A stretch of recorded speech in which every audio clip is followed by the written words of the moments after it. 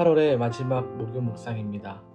가뭄에 단비가 내려서 촉촉해진 대지처럼 하나님이 내려주시는 은혜의 담비로 우리도 늘 촉촉해지고 또 풍성해지기를 소망합니다. 오늘 우리에게 주시는 말씀은 시편 94편 12절에서 15절의 말씀입니다. 여호와여, 주로부터 징벌을 받으며 주의 법으로 교훈하심을 받는 자가 복이 있나니 이런 사람에게는 환난의 날을 피하게 하사 악인을 위하여 구덩이를 팔 때까지 평안을 주시리이다. 여호와께서는 자기 백성을 버리지 아니하시며 자기의 소유를 외면하지 아니하시리로다. 심판이 의로 돌아가리니 마음이 정직한 자가 다 따르리로다. 신앙생활을 하면서 열심을 다해 믿음을 지키고 삶의 자리를 지켜갈 때에 예수를 믿지 않고 죄와 속임수를 쓰는 사람들이 더 잘 되는 것을 보면 회의감이 들기도 하고 불이하다는 생각도 합니다. 그러면서 드는 생각이 왜 저들이 잘 되는 것인가 라는 의문이죠. 왜냐하면 내가 알고 있기로는 하나님은 공의의 하나님이시기 때문입니다. 우리가 어려서부터 착한 사람은 잘 되고 악한 사람은 심판을 받아야 한다는 것을 배워왔습니다. 그럼에도 세상은 때론 불의한 사람, 악한 사람, 속이는 사람이 잘 되는 경우가 있어요. 이민사회를 보아도 정직한 삶보다 때로는 편법을 동원해서 이익을 취하고 그런 사람이 잘 되는 경우도 있죠.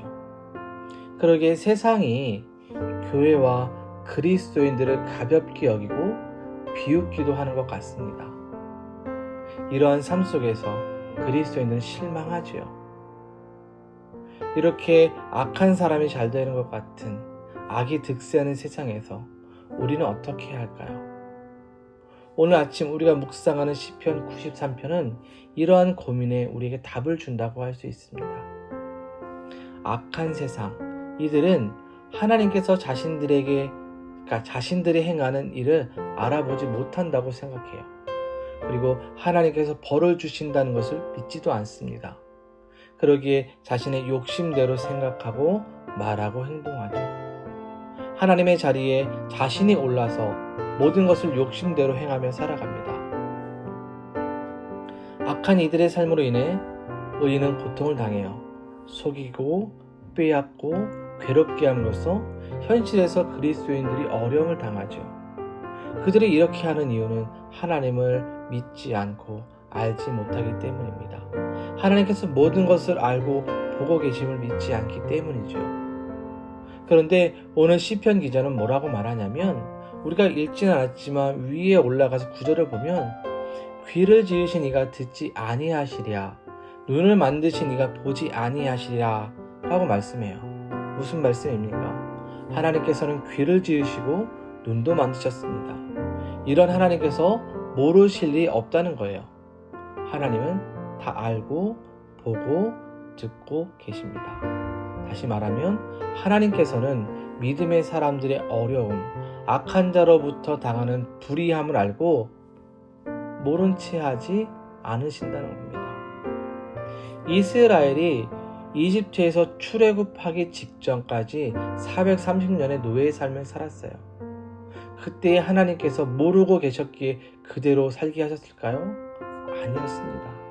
하나님께서 이스라엘을 향한 분명한 시간과 그들을 위한 약속의 은혜가 있었어요.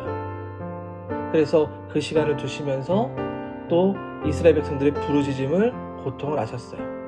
그리고 때가 되었을 때에 하나님 모세를 보내셔서 이집트에서 출애굽하게 하셨습니다. 이 과정에서 이집트는 그들이 가졌던 불의와 교만함, 악을 철저하게 심판을 받았습니다. 그래서 오늘 본문 13절을 보면요, 악인을 위하여 구덩이를 팔 때까지 평안을 주시리라. 무슨 말입니까? 우리의 눈에 보이기에 악한 자들이 잘 되는 것 같지만 이 시간은 그들이 자신의 무덤을 파는 시간이라는 거예요. 그들 스스로 파는 구덩이, 그곳에 들어가서 나올 수 없을 때까지 하나님은 내버려 두세요. 그런데 이들은 그 시간이 평안이라고 축복이라고 생각하겠죠. 하지만 때가 되면 하나님이 철저하게 심판하세요. 이집트를 철저하게 심판하신 것처럼 악한 자들을 심판하시죠. 그때가 되면 돌이킬 시간이 없습니다. 그러니 하나님의 백성은 악한 자들에게 고통당한다 할지라도, 그들이 잘된다 할지라도 실망하기보다 더욱 하나님을 신뢰하고 인내해야 합니다. 왜냐하면 하나님은 자기의 백성을 버리지 아니하시고 자기의 소유를 외면하지 아니하시기 때문입니다. 그래서 바울 사도가 로마서 5장 3절과 4절에서 우리가 환난 중에도 즐거워하나니 이는 환난은 인내를, 인내는 연단은 소망을 이루는 줄 알미로다 라고 말씀하는 거예요. 우리가 불의한 세상, 악한 자들이 잘 되는 세상에서 결국은 가장 큰 소망을 얻게 된다는 겁니다. 그러기에 인내하고 연단의 시간을 견디는 것이겠죠. 우리의 삶의 인생은 현재도 중요하지만 앞의 미래가 더 중요해요.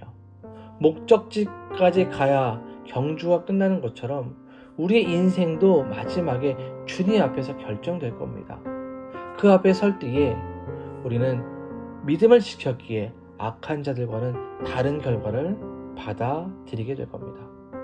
그러기에 여러분, 오늘도 이 악한 세상에서 그들을 바라보며 부러워하는 것이 아니라 우리 주님을 의지하시고 신뢰하며 끝날 날에 우리에게 주실 소망을 바라보며 살아가는 귀한 하루가 될 수 있기를 주님의 이름으로 축원드립니다. 기도합니다. 사랑의 하나님, 감사를 드립니다.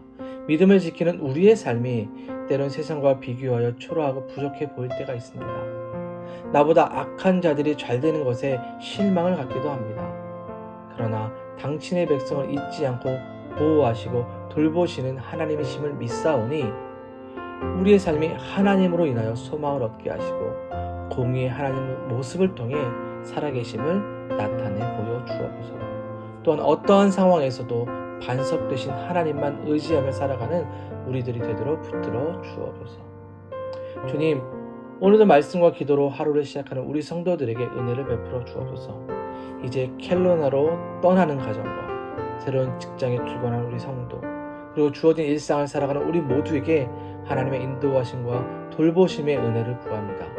이른 비와 늦은 비에 축복을 주시고 주님의 손으로 인도하셔서 잘되며 형통한 삶을 살게 하여 주시옵소서. 고민과 어려움, 아픔에 위로와 응답을 주셔서 늘 주님으로 인하여 평안을 누리게 하여 주시옵소서. 예수님의 이름으로 기도드립니다. 아멘.